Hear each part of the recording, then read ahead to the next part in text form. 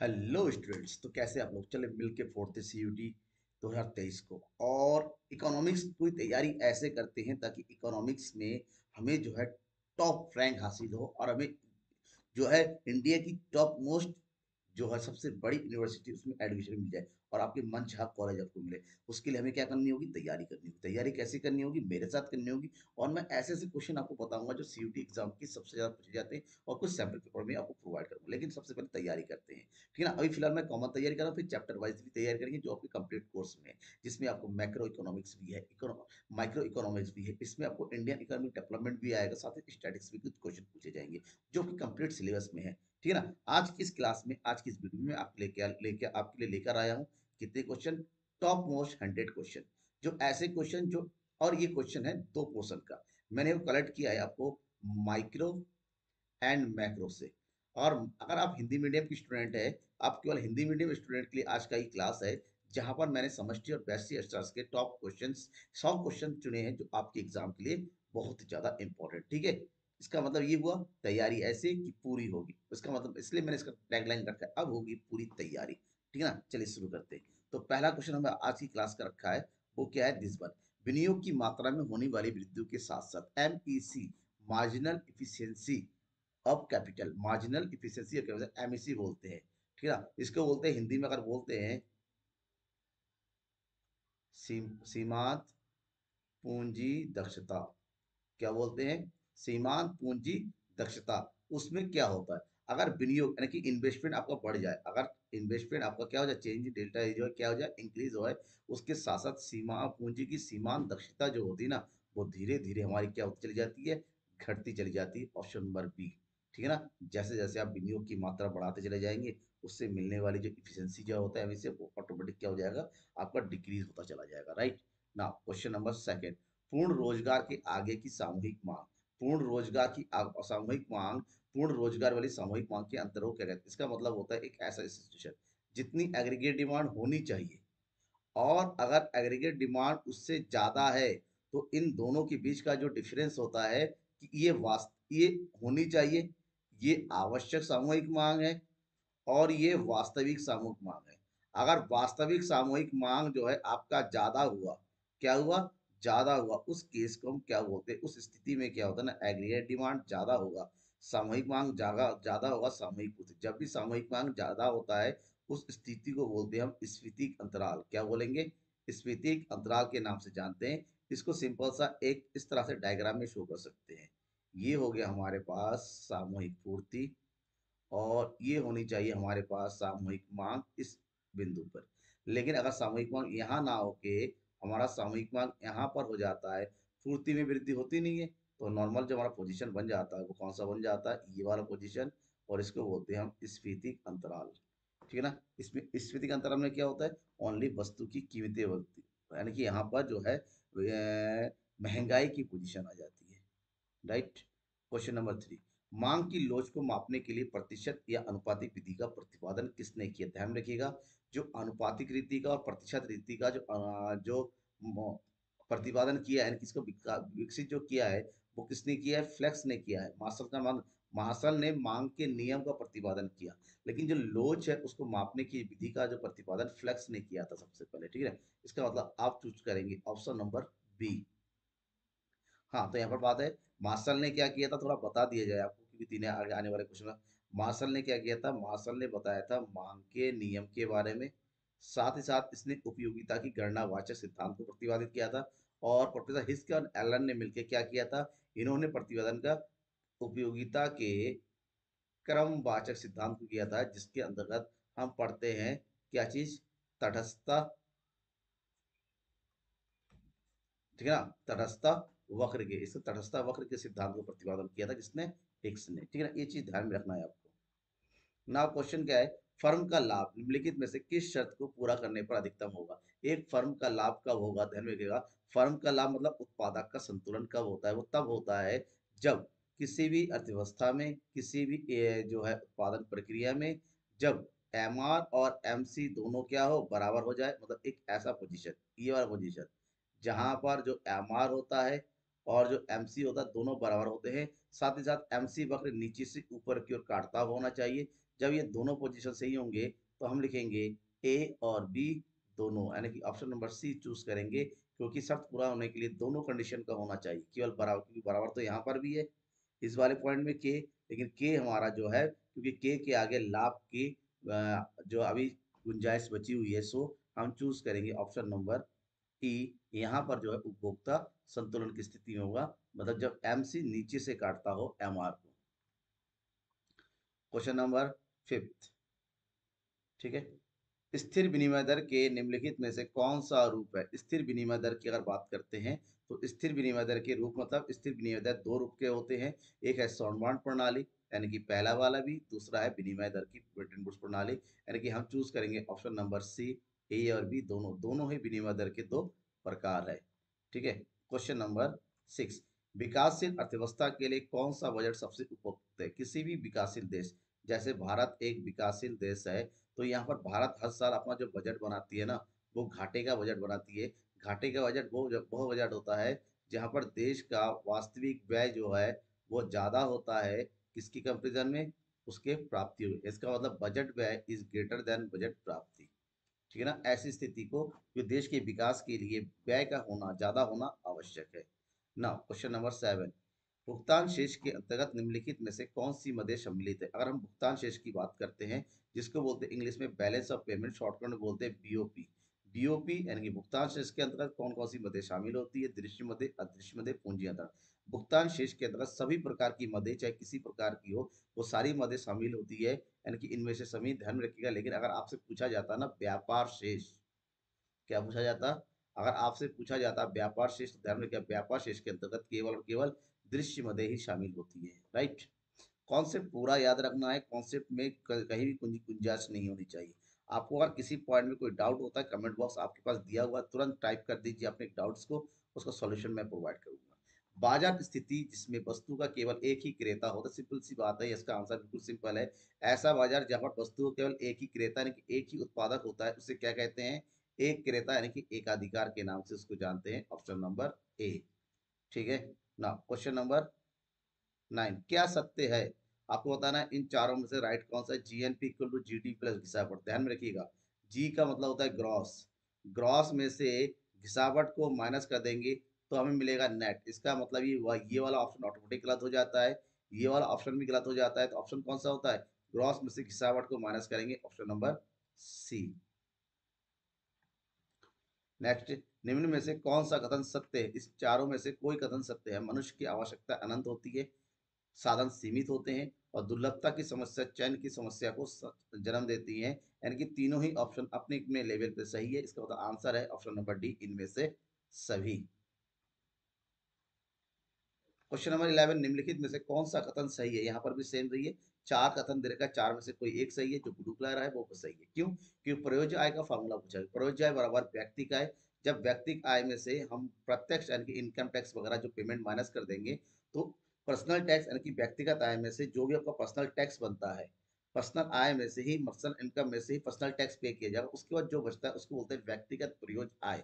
मतलब वो आय जो आप रियल में खर्च कर सकते हैं, इसको बोलते हैं प्रयोज्य, मतलब खर्च करने योग, ठीक है ना। इसको व्यय योग भी बोला जाता है।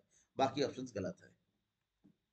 क्वेश्चन नंबर 12, व्यापारिक बैंकों के गौण कार्य के अंतर्गत निम्नलिखित में से किससे शामिल किए? देखिए, व्यापारिक बैंक के जो अगर कार्य होता है उसको दो कैटेगरी में तीन कैटेगरी में बांटा जाता है।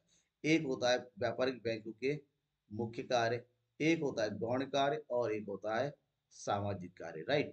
तो यहाँ पर पूछा गया है इन चारों में से कौन सा ऐसा है जो व्यापारिक बैंकों के गौण कार्य के अंतर्गत आता है, द्वितीय कार्य के अंतर्गत आता है। तो गौण कार्य के अंदर एजेंट के रूप में कार्य, सामान्य उपयोगिता के कार्य, और सामाजिक कार्य। अगर गौण कार्य की बात करते हैं, इसमें ये दोनों आते हैं। सामाजिक कार्य भी गौण जो मुख्य कार्य के अलावा दूसरे कार्य का हिस्सा है, इसका मतलब ये तीनों ही जो है गौण कार्य का हिस्सा है।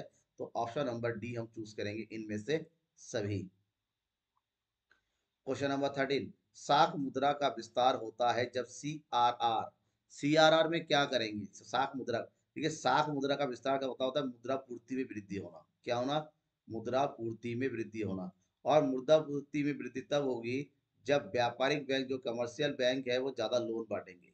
कमर्शियल बैंक ज्यादा लोन तब बांटेंगे जब उनके पास जो जमाएं हैं वो अधिक होगी। सीआरआर क्या होता है? CRR cash reserve ratio, Hindi में बोलते हैं नगद कोष अनुपात वह अनुपात होता है जिस पर प्रत्येक व्यापारिक बैंक को अपनी कुल जमाओं का निश्चित प्रतिशत केंद्रीय बैंक के पास जमा रखना पड़ता है। अगर ये अपने जमाओं का निश्चित भाग केंद्रीय बैंक के पास जमा रखेगा यानी कि आरबीआई के पास, तो जाहिर सी बात है इनकी बिजनेस करने के बाद पैसा कम रहेगा। अगर सीआरआर को घटा दिया जाएगा तो बिजनेस ज्यादा कर पाएगा, लोन ज्यादा बढ़ेगा, तभी समाज के बीच में मुद्रा की पूर्ति होगी। इसका मतलब ऑप्शन आएगा ए कि सीआरआर को मुद्रा विस्तार के लिए क्या किया जाता है, घटाया जाता है। क्वेश्चन नंबर 14, जब एक्स वस्तु की कीमत का परिवर्तन वाई वस्तु की मांग को प्रभावित करता है तो उसे क्या कहते हैं? किसी एक वस्तु और वस्तु को संबंधित वस्तु अगर किया जाए तो उसको तिरछी मांग के नाम से जानते हैं, क्योंकि यहाँ पर क्रॉस होता है एक्स वस्तु की कीमत और वाई वस्तु की मांग, ठीक है ना, यहाँ पर क्रॉस जो है इफेक्ट होता है, सो दैट इसको हम बोलते हैं तिरछी मांग। क्वेश्चन नंबर 15, निम्नलिखित में से कौन सा स्टॉक है? स्टॉक मतलब वो जो एक निश्चित समय में रुका हुआ रहता है, निश्चित समय बिंदु पर मापा जाता है। जैसे संपत्ति, आपके पास कितने पैसे हैं, हमारे पास कितनी संपत्ति है। बचत, निर्यात, लाभ, ये सब किस पर होता है? ये सब समय पर निर्भर है, ठीक है ना, समय अवधि पर निर्भर है। एक महीने में कितना बचत किया, कितना निर्यात किया, कितना लाभ हुआ, ये समय पर निर्भर है। लेकिन ये समय पर निर्भर नहीं होता है, ये एक पार्टिकुलर पॉइंट ऑफ टाइम में पार्टिकुलर निश्चित समय की बात होती है, राइट। क्वेश्चन नंबर 16, निम्न में से कौन सरकार द्वारा उधार लेने के कारणों की ओर ध्यान आकर्षित, इसमें से कौन सा है जो बताता है कि सरकार उधार क्यों ले रही है? सरकार दो कारणों से उधार लेती है, एक तो अपने आंतरिक विकास कार्यों को पूरा करने के लिए और दूसरा होता है ब्याज के भुगतान के लिए। तो इन दोनों चीजों को बताने वाला जो तत्व है वो है प्राथमिक घाटा। क्योंकि प्राथमिक घाटा बराबर क्या होता है? प्राथमिक घाटा जब कैलकुलेट करेंगे, इसका फार्मूला जो होता है ना, कि जो भी राजकोषीय घाटा होता है, राजकोषीय घाटा बताता है कितना उधार ले रहे हैं, उसमें से ब्याज के भुगतान को अगर माइनस कर देते हैं तो हमें जो बचता है वो होता है हमारा प्राथमिक घाटा। यानी कि ब्याज के भुगतान के अलावा देश के विकास के लिए जो खर्चा होगा उसे हम प्राथमिक घाटा कहेंगे, राइट। क्वेश्चन नंबर 17, उत्पादन में वृद्धि के साथ साथ कुल लागत और कुल स्थिर लागत के अंतर क्या होता जाता है? जैसे जैसे आप उत्पादन बढ़ाते चले जाएंगे, ठीक है ना, प्रोडक्शन बढ़ाते चले जा रहे हैं, तो आपका जो कुल लागत है और जो स्थिर लागत क्योंकि हमेशा समान रहता है, इन दोनों के बीच का जो गैप होता है, देखिए धीरे धीरे क्या होता चला जाता है, ये बढ़ता चला जाता है। यानी कि ऑप्शन नंबर बी, बढ़ता चला जाएगा, ठीक है। क्वेश्चन नंबर 18, एक अर्थव्यवस्था में कौन सा क्षेत्र सम्मिलित रहता है? अर्थव्यवस्था के प्रमुखता का उत्पादन क्षेत्रों की बात करते हैं तो अर्थव्यवस्था के तीन उत्पादक क्षेत्र होते हैं, प्राथमिक, द्वितीयक और तृतीयक, यानी कि इनमें से सभी। क्वेश्चन नंबर 19, न्यून मांग को ठीक करने के निम्नलिखित में से कौन सा उपाय, इसमें कौन सा उपाय जो है न्यून मांग की, देखिए न्यून मांग हो या फिर किसी भी तरह की मांग हो, अतिरिक्त मांग हो, अगर उसको ठीक करना है तो राजकोषीय आय और मौद्रिक आय दोनों ही उपायों को जो है यहाँ पर उठाया जाता है। राजकोषीय आय किसके द्वारा लिया जाता है? दैट इज सरकार के थ्रू। और मौद्रिक आय का उपाय किसके द्वारा किया जाता है? ये होता है आरबीआई यानी कि केंद्रीय बैंक। ये दोनों ही न्यून मांग ठीक करने के उपाय है, तो हम चूज करेंगे ऑप्शन नंबर सी, ए और बी दोनों। क्वेश्चन नंबर 20, व्यापार संतुलन का अर्थ क्या होता है? व्यापार संतुलन के अंतर्गत केवल वस्तुओं के आयात और निर्यात को शामिल किया जाता है, ऑप्शन नंबर बी, ठीक है ना। पूंजी का लेन देन ये सब चीज बाकी चीज में आते हैं भुगतान संतुलन में, लेकिन केवल और केवल वस्तुओं के आयात और निर्यात को देखना है तो वो व्यापार संतुलन का हिस्सा होता है। क्वेश्चन नंबर 21, सम सीमांत उपयोगिता नियम के विचार के मूल प्रतिपादक कौन थे? तो यह सम सीमांत उपयोगिता के प्रतिपादक थे प्रोफेसर गोसेन। सम सीमांत नियम के अलावा इन्होंने एक और नियम का प्रतिपादन किया था, वो है घटती सीमांत उपयोगिता का नियम। घटती सीमांत उपयोगिता, ठीक है, ध्यान रखिए, जिसको ह्रासमान सीमांत उपयोगिता का नियम भी कहते हैं। इसका इनका पूरा नाम है professor H H Gaussian, Austria के अर्थशास्त्री है ये। Question number 22, E S, E S का मतलब होता है इलास्टिसिटी ऑफ सप्लाई, यानी कि पूर्ति की लोच। पूर्ति की लोच, अगर जीरो का अर्थ है कि पूर्ति की लोच कितनी होगी, पूर्ति की लोच बिलो जीरो का मतलब होता है कि कीमत में जो परिवर्तन होता है उसकी तुलना में पूर्ति की मात्रा में कोई भी परिवर्तन नहीं हो रहा है। पूर्ति की मात्रा में परिवर्तन कितना हो रहा है? जीरो, इसलिए उसको बोलते हैं पूर्णतः लोचदार मांग, कि कीमत पर पूर्ति पर कोई प्रभाव नहीं पड़ रहा है।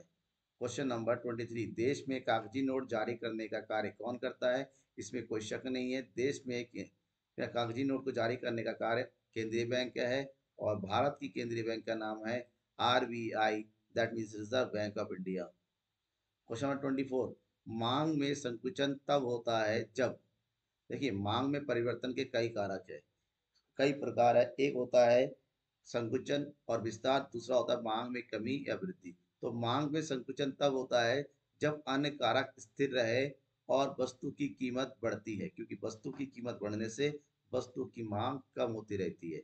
तो ऐसी स्थिति में जो मांग वक्र होता है, मान लो ये मांग वक्र है, पहले वस्तु की कीमत यहाँ थी तो मांग की मात्रा यहाँ थी, और वस्तु की कीमत बढ़ के ये होगी तो मांग की मात्रा घट के यहाँ होगी। ये होगा क्यों, जब कीमत यहाँ पर था, अब कीमत बढ़ के ऊपर हो गई तो वस्तु की कीमत में तो मांग में भी कमी हो जाए। तो इसमें मांग का वक्र ये वाला पॉइंट से ऊपर की ओर चले जाना, इसको बोलते हैं मांग का संकुचन होना। ठीक है। क्वेश्चन नंबर 25, आवश्यक वस्तु की मांग की लोच कैसी होती है, शून्य होती है। क्योंकि आवश्यक वस्तु की कीमतें बढ़े या घटे तो उसकी मांग की ही जाएगी, यानी कि आवश्यक वस्तु की, जैसे नमक है, कीमत चाहे जितनी भी हो, कीमत कितनी, आप उतना ही यूज करोगे जितना जरूरी है। तो आवश्यक वस्तुएं जो जिंदगी जरूरी है उसकी लोच हमेशा शून्य होगी, यानी कि बेरोजगार होगी। क्वेश्चन नंबर 26, भारत का वित्तीय वर्ष क्या है। ध्यान में रखना है, याद करके रखना है, भारत का वित्तीय वर्ष हमेशा 1 अप्रैल से 31 मार्च को होता है। ये भारत का वित्तीय वर्ष है। एक वित्तीय वर्ष अलग चीज होता है, दूसरा होता है कैलेंडर वर्ष, कैलेंडर ईयर जिसको बोलते हैं, वो होता है 1 जनवरी से लेके 31 दिसंबर। क्वेश्चन नंबर 27, पूंजी खाते के अंतर्गत निम्नलिखित में से किसे शामिल किया जाता है। अगर पूंजी खाते की बात करें, इसमें सभी प्रकार के ऐसे सौदों को शामिल किया जाता है कि जो उस देश की संपत्ति एवं दायित्व को पूरी तरीके से प्रभावित करते हैं, और जो एक दीर्घ अवधि के लेन देन को शामिल होता है। इसके अंतर्गत सरकारी सौदे, निजी सौदे और विदेशी प्रत्यक्ष विनियोग यानी कि एफडीआई, ये सारे जो है लॉन्ग टर्म के लिए होते हैं। कि ना, इसका मतलब ऑप्शन नंबर डी हम चूज करेंगे यहाँ पर, इनमें से सभी। क्वेश्चन नंबर 28, निम्नलिखित में से किस अर्थव्यवस्था में निजी क्षेत्र एवं सार्वजनिक क्षेत्र का सह अस्तित्व होता है। जहां पर निजी भी हो सामाजिक, इसको बोलते हैं मिश्रित क्षेत्र। क्या बोलते हैं, मिश्रित। और कौन सा ऑप्शन है ये, option number C. Question number 29, मुद्रा के गौण कार्य के अंतर्गत निम्नलिखित में से किसे शामिल किया जाता है। मुद्रा के गौण कार्य, मुद्रा के 3 गौण कार्य होते हैं, स्थगित भुगतान, मूल्य का संचय और मूल्य का हस्तांतरण। इसका मतलब ऑप्शन नंबर डी चूज करेंगे हम, तीनों ही मुद्रा के गौण कार्य है। क्वेश्चन नंबर 30, पूर्ति स्वयं मांग का निर्माण करती है, इस कथन के प्रतिपादक कौन थे। किन्होंने कहा था कि किसी भी वस्तु की पूर्ति अपनी मांग स्वयं निर्भर करती है, इसमें किसी प्रकार की हस्तक्षेप करने की आवश्यकता नहीं है। तो ये कहने वाले थे प्रोफेसर JV से। और इन्हें किसे वो क्या बोलते हैं, इनको बोलते हैं रोजगार का प्रतिष्ठित प्रतिष्ठित सिद्धांत। ठीक है ना, परंपरागत सिद्धांतवादी कहते हैं इसको। और क्वेश्चन नंबर 31, गुणात्मक साख नियंत्रण के अंतर्गत निम्नलिखित में से किसे शामिल। गुणात्मक साख नियंत्रण, जिससे पूंजी की मात्रा, मुद्रा की मात्रा में प्रत्यक्ष रूप से कोई भी अगर कमी या ज्यादा नहीं की जाती है, तो उसके अंतर्गत ऋणों की सीमांत आवश्यकता में परिवर्तन, साख की राशनिंग, प्रत्यक्ष कार्रवाई, तीनों ही शामिल होता है। ऑप्शन नंबर डी चूज करना है, क्योंकि तीनों ही गुणात्मक साख नियंत्रण के ही उपाय है। क्वेश्चन नंबर 32, लोचपूर्ण विनिमय दर के निम्नलिखित में से कौन से गुण, और लोचपूर्ण विनिमय दर की गुण की बात करते हैं, वो कौन सा है। लोचपूर्ण विनिमय दर सरल प्रणाली है, इसमें सतत समायोजन होता रहता है, यानी कि मांग और पूर्ति के अनुसार जो है इसमें परिवर्तन होता रहता है। भुगतान संतुलन में सुधार होता है। इसका मतलब इसके ऑप्शन तीनों ही है, तो हम चूज करेंगे ऑप्शन नंबर डी, इनमें से सभी। क्वेश्चन नंबर 33, घिसावट व्यय किसमें शामिल होता है। घिसावट व्यय उसमें शामिल होता है जहां पर ग्रॉस हो। ग्रॉस का मतलब होता है एक ऐसा मूल्य जिसमें गिसावट व्यय शामिल होता है। देखिए इसमें से ग्रॉस किसमें है, ऑप्शन नंबर ए में, GNP जिसको बोलते हैं gross national product at market price, Hindi बोलते हैं बाजार कीमत पर सकल राष्ट्रीय उत्पाद। क्वेश्चन नंबर 34, एक वस्तु की सभी इकाइयों से प्राप्त होने वाली उपयोगिता के योग को क्या कहते हैं। अगर किसी वस्तु की सभी इकाइयों को बेच रहे हैं और सॉरी यूज कर रहे हैं, जो उपयोगिता मिलती है उसे कुल उपयोगिता के नाम से जाना जाता है। क्वेश्चन नंबर 35, किस बाजार में औसत आय सीमांत आय के बराबर होती है।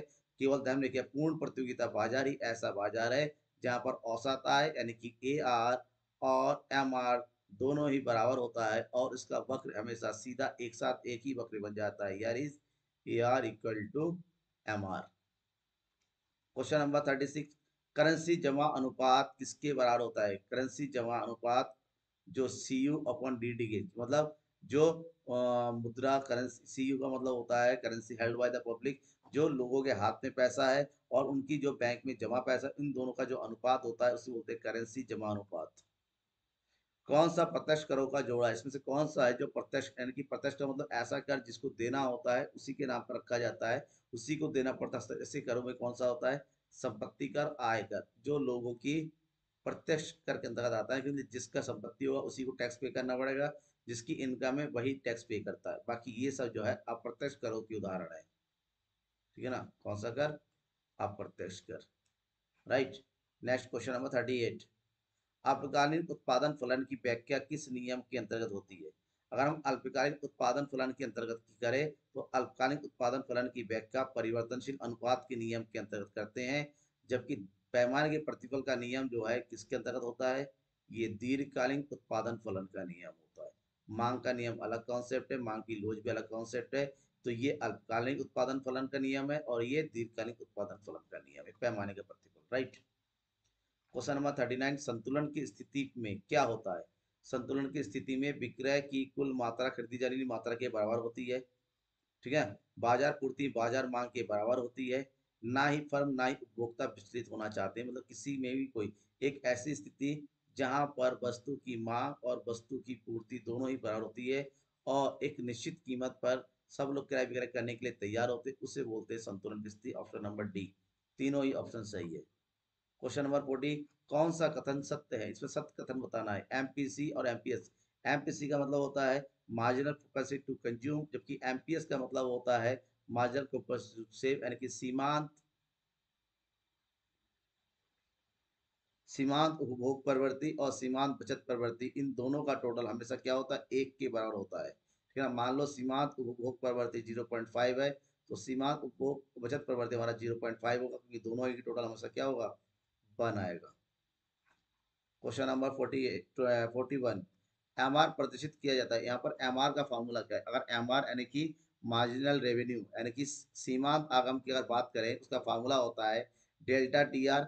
इसका मतलब होता है कुल आगम में परिवर्तन, क्या चीज, कुल आगम में परिवर्तन डिवाइडेड बाई बिक्री की मात्रा में परिवर्तन, ये फार्मूला उनके ऑप्शन नंबर ए हम चूज करेंगे। क्वेश्चन नंबर 42, बैंकिंग लोकपाल योजना के अंतर्गत किससे शामिल किया जाता है। सभी अनुसूचित बैंकों को, सरकारी बैंकों को, बढ़ती है, तीनों ही जो है बैंकिंग लोकपाल योजना के अंतर्गत आता है, option number D. Question number 43, विदेशी विनिमय दर का निर्धारण कैसे होता है। विदेशी विनिमय दर का निर्धारण होता है विदेशी विनिमय की मांग और पूर्ति के द्वारा खुले बाजार में। क्वेश्चन नंबर 44, समरूप उत्पादक विशेषता है, ऐसा कौन सा बाजार है जहाँ पर समरूप वस्तुएं, मतलब एक जैसी आकार प्रकार रंग रूप में कोई परिवर्तन नहीं होता है, तो उसे हम बोलते हैं कि समरूप वस्तुएं। और ये प्रचलित है, केवल रहती है पूर्ण प्रतियोगिता में, क्योंकि ये पर एक वस्तु और उसकी एक ही कीमत प्रचलित होती है। क्वेश्चन नंबर 45, क्लासिकल विचारधारा किस अवधारणा पर आधारित है। क्लासिकल विचारधारा की बात करते हैं, अभी थोड़ी देर पहले मैंने जेवीसी का नाम लिया था, तो क्लासिकल विचारधारा के अंतर्गत आते हैं। इसके अंतर्गत सी का बाजार नियम, मजदूरी दर की पूर्ण लोचता, ब्याज दर की पूर्ण लोचता, ये तीनों ही शामिल होते हैं, option number D. Question number 46, निम्नलिखित में से कौन सही है। अगर हम सही ऑप्शन की बात करते हैं तो सही ऑप्शन है कौन सा, T B C equal to T C minus T B C, क्योंकि इसका राइट ऑफ बनता है कुल लागत बराबर कुल स्थिर लागत प्लस कुल परिवर्तनशील लागत, टी बी सी, ये सही फार्मूला होता है। और इसके थ्रू जो राइट फार्मूला बन रहा है यहाँ ऑप्शन में से, वो होता है T C T B C equal to T C minus T F C. Question number 47, वस्तु विनिमय प्रणाली की निम्नलिखित में से कौन सी कठिनाई है। अगर वस्तु विनिमय प्रणाली की बात करते हैं तो दोहरे संयोग का अभाव, वस्तु विभाजन में कठिनाई, समान मूल्य का अभाव, ये तीनों इसकी प्रमुख कठिनाइयां हैं। जिसमें दोहरे सहयोग का अभाव का मतलब क्या होता है, दो व्यक्तियों का ऐसा होना जिसके पास एक दूसरे की आवश्यकता की वस्तु है, दोनों ही जो है उसको एक्सचेंज करने के लिए तैयार होता है। वस्तु विभाजन का मतलब होता है सजीव वस्तु, निर्जीव वस्तु, महंगी वस्तु, सस्ती वस्तु के बीच में विभाजन करना। असमान मूल्य का अभाव होता है एक ऐसा मूल्य जिससे हर वस्तु की मूल्य को मिल, तो वस्तु विनिमय में इन तीनों का ही अभाव था, दैट मीन्स इनमें से सभी। क्वेश्चन नंबर 48, बजट प्राप्तियों का संगठक कौन है? इसमें से कौन सा है जो बजट प्राप्तियों के अंतर्गत आता है? बजट प्राप्तियों के दोनों ही संगठन है। ऑप्शन नंबर ए और बी दोनों, यानी कि ऑप्शन नंबर सी चूज करेंगे, ए एंड बी दोनों। 49, उपयोगिता की निम्न में से कौन सी विशेषता है? अगर उपयोगिता की विशेषता की बात करें, उपयोगिता एक मनोवैज्ञानिक धारणा है, उपयोगिता व्यक्तिपरक होती है, उपयोगिता का विचार सापेक्षीय है, यानी कि ऑप्शन नंबर डी इनमें से सभी को चूज करेंगे। और नेक्स्ट क्वेश्चन है क्वेश्चन नंबर 50, फर्म का लाभ किस शर्त को पूरा करने पर अधिकतम होगा? फर्स्ट, किसी भी फर्म का लाभ तब अधिकतम होगा जब उस फर्म का जो एमआर होता है और एमसी होता है वो बराबर होगा, और एमसी वक्र एमआर वक्र को नीचे से काटता हुआ होगा। इसमें option number C. Question number 51, भारत का केंद्रीय बैंक कौन है? भारत का केंद्रीय बैंक रिजर्व बैंक ऑफ इंडिया है। क्वेश्चन नंबर 52, निम्न में से कौन सा सरकार का पूंजीगत व्यय है? अगर पूंजीगत व्यय की बात करते हैं, पूंजीगत व्यय ऐसे व्यय होते हैं, पूंजीगत व्यय ऐसे व्यय होते हैं जिससे सरकार की संपत्तियों का निर्माण होता है या फिर दायित्व में कमी होती है। तो सरकार के पूंजीगत व्यय के अंतर्गत क्या आता है? ब्याज का भुगतान, मकान का किराया, मशीनरी व्यय, इनमें से सभी। तो राइट ऑप्शन की बात करते हैं, इसमें आएगा मकान का किराया करना पूंजीगत, क्योंकि मकान जो है संपत्तियों को बढ़ाती है। ऑप्शन नंबर ए जो ब्लू कलर किया हुआ ये गलत है, ऑप्शन नंबर बी आपका सही होगा। ठीक है। नेक्स्ट 53, किसी सामान्य वस्तु के मांग वक्र की ढाल कैसी होती है? हमेशा सामान्य वस्तु की मांग की वक्र ढाल ऊपर से नीचे की ओर गिरता हुआ होता है, जिसको हम ऋणात्मक ढाल बोलते हैं। क्यों? क्योंकि वस्तु की कीमत और वस्तु की मांग में हमेशा विपरीत संबंध होता है। ऑप्शन नंबर 54, उपयोगिता का संबंध किससे होता है? उपयोगिता किसी वस्तु की उपयोगिता जो संबंध होता है मानव आवश्यकताओं की पूर्ति। वस्तु चाहे कोई भी हो, व्यक्ति के अनुसार उसकी आवश्यकता के अनुसार उसकी उपयोगिता बदलती चली जाती है। हर वस्तु की उपयोगिता हर व्यक्ति के लिए एक जैसा नहीं होती, इसलिए मानव आवश्यकताओं की पूर्ति से उपयोगिता का संबंध होता है। Option number C. Question number 55, अवसर लागत क्या है? अवसर लागत वह विकल्प जिसका परित्याग किया जाता है, यानी कि किसी भी ए, मानो दो वस्तु है एक्स और वाई, एक्स को बढ़ाना है तो जाहिर सी बात है वाई की मात्रा में हमें क्या करनी पड़ेगी? कमी करनी पड़ती है। यानी कि एक की वृद्धि के लिए दूसरी वस्तु की मात्रा में जो कमी करनी पड़ती है उसे अवसर लागत कहते हैं। Option number A. Question number 56, कीमत उस वस्तु बिंदु पर निर्धारित होती है जहां वस्तु की मांग और वस्तु की पूर्ति हमेशा क्या होनी है? बराबर है, कि एक ऐसा पॉइंट जहां पर वस्तु की मांग और वस्तु की पूर्ति आपस में बराबर हो, उस बिंदु पर वस्तु की कीमत का निर्धारण होता है। तो क्वेश्चन नंबर 57, स्थायी पूंजी के उपभोग को क्या कहते हैं? किसी भी स्थायी पूंजी यानी कि स्थिर पूंजी के या फिर स्थिर संपत्ति उपभोग को हम बोलते हैं मूल्य ह्रास, और मूल्य ह्रास को ही हम दूसरा नाम यानी कि घिसावट व्यय के नाम से भी जानते हैं, घिसावट व्यय। ठीक है। Question number 58, central bank of India क्या है? सेंट्रल बैंक नाम ध्यान में रखना। सेंट्रल बैंक की बात करते हैं तो रिजर्व बैंक होता है, सेंट्रल बैंक ऑफ इंडिया यह एक व्यापारिक बैंक है। क्वेश्चन नंबर 59, निम्न में से कौन सा सही संबंध है? सीमांत आगम बराबर औसत आगम, सीमांत आगम बराबर सॉरी कुल आगम बराबर सीमांत आगम। ये पॉसिबल नहीं है, ये गलत है, क्योंकि कुल आगम सीमांत आगम कभी बराबर नहीं हो सकता, केवल फर्स्ट यूनिट में बराबर हो सकते हैं। बट लेकिन नॉर्मली सीमांत आगम और औसत आगम पूर्ण प्रतियोगी स्थिति में हमेशा बराबर होते हैं। लेकिन हम चूज करेंगे option number A, A is the right option. Question number 60, विदेशी मुद्रा की मांग और विनिमय दर में क्या संबंध है? ध्यान रखिएगा, विदेशी विनिमय की मांग और विदेशी विनिमय की दर में एक प्रत्यक्ष संबंध होता है, यानी कि मांग ज्यादा होती है, मान लो विदेशी विनिमय दर निर्धारण यहाँ पर हो रहा है और ये मांग है और ये पूर्ति है। विदेशी विनिमय दर की मांग बढ़ गई तो दर भी बढ़ेगी, मांग कम होगी तो दर भी कम हो जाएगी, दोनों में प्रत्यक्ष संबंध होता है।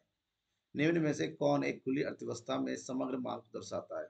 खुली अर्थव्यवस्था में समग्र मांग यानी कि एग्रीगेट डिमांड को कौन बताता है? खुली अर्थव्यवस्था में एग्रीगेट डिमांड के अंतर्गत अर्थव्यवस्था के चारों क्षेत्रों को शामिल किया जाता है। दैट मीन्स निजी उपभोग व्यय, निजी निवेश व्यय, सरकारी उपभोग व्यय और शुद्ध निर्यात, यानी कि एक्स माइनस एम, इन तीनों को शामिल करते हैं तो उसका फार्मूला बनता है C plus I plus G plus X minus M. Option number D.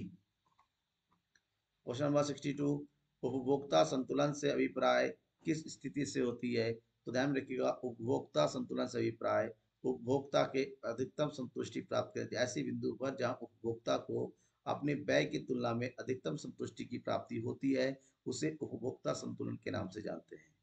Question number 63, पूर्ति के संकुचन का कारण क्या होता है? पूर्ति का संकुचन तब होता है जब वस्तु की कीमत में कमी होती है, क्योंकि वस्तु की कीमत में कमी होती है ऑटोमेटिक पूर्ति में भी कमी हो जाएगी, लेकिन वस्तु की कीमत के अतिरिक्त अन्य कारक हमारे जहाँ पर होते हैं उसमें कोई परिवर्तन नहीं होता है। तो इसका मतलब पूर्ति में संकुचन वस्तु की कीमत में कमी से होता है, पूर्ति में विस्तार वस्तु की कीमत में वृद्धि से होता है। ठीक है, ऑप्शन नंबर बी चूज करेंगे यहाँ पर।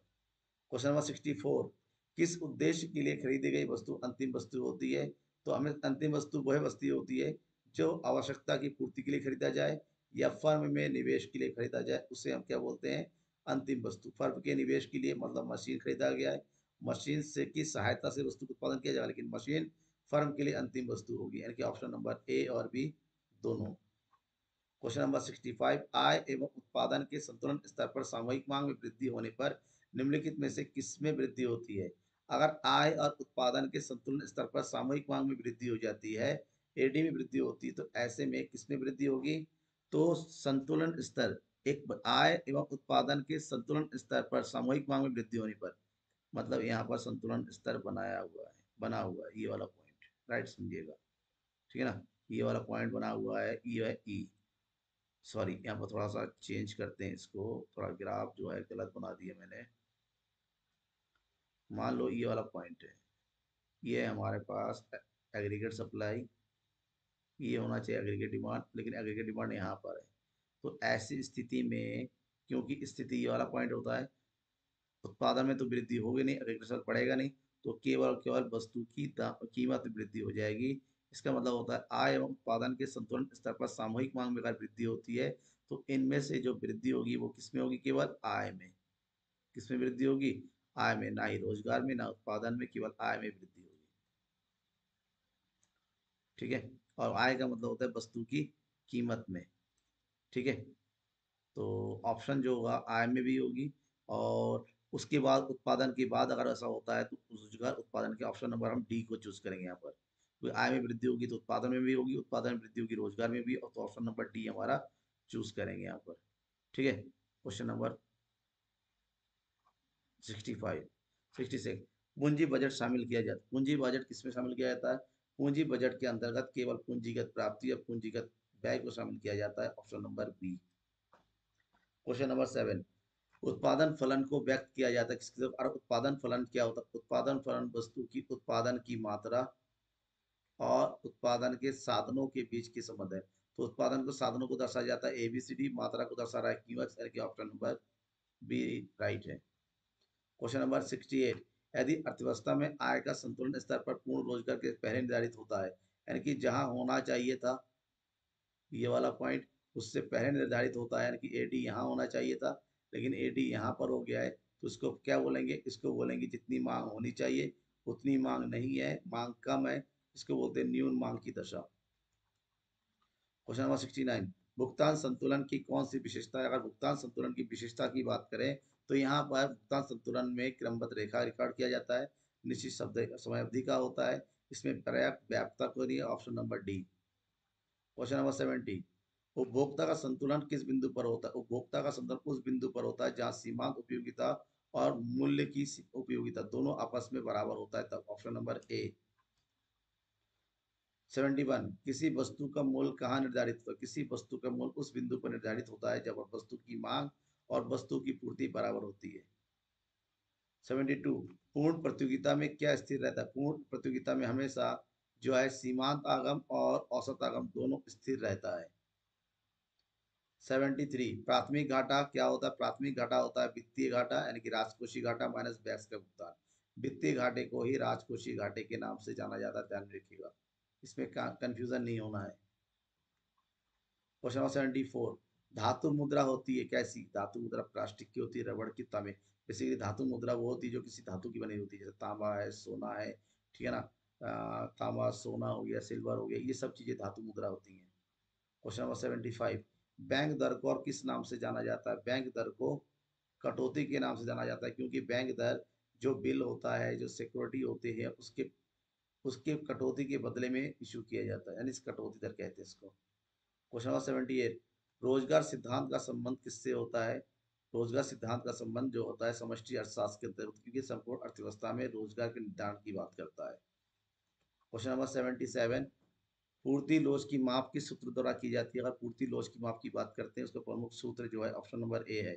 इसको कुछ इस तरह से लिख सकते हैं, E S equal to delta Q upon Q multiply by P upon delta P, ये फार्मूला है, ठीक ना। और इसको ऐसे भी लिखा जाता है, delta Q upon Q divided by delta P upon P, क्योंकि इसको कन्वर्ट करेंगे तब जाके इसमें होगा।